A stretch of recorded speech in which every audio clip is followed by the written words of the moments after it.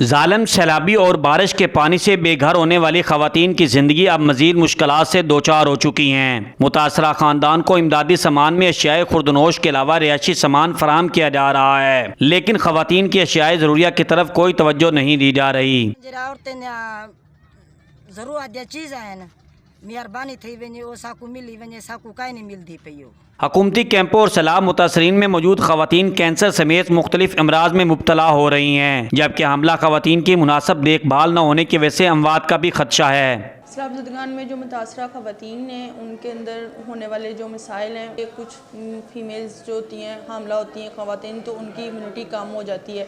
इसके अलावा जो फ़ीमेल्स में मंथली जो पीरियड्स होते हैं उनमें भी उनकी क़ुव्वत मुदाफ़त जो होती है कम हो जाती है। इसके अलावा एक सीरियस डिज़ीज़ जिसको हम टॉक्सिक शॉक सिंड्रोम कहते हैं, उसके होने के चांसेस बहुत ज़्यादा हो जाते हैं, जिसकी वजह से चांसेस ऑफ डेथ जो है 70 to 80% तक बढ़ जाते हैं। इमदादी सामान में खवातीन के इस्तेमाल की चीज़ों को शामिल करके इन्हें मुख्तलिफ बीमारियों से बचाया जा सकता है। सैलाब से मुतासरा अफराद के लिए सामान इकट्ठा करने वालों को चाहिए कि वो खवातीन की अशियाए ज़रूरिया का भी खास ख्याल रखें। कैमरा टीम के साथ अमीर उमर चमन, ARY न्यूज़, चिन्योट।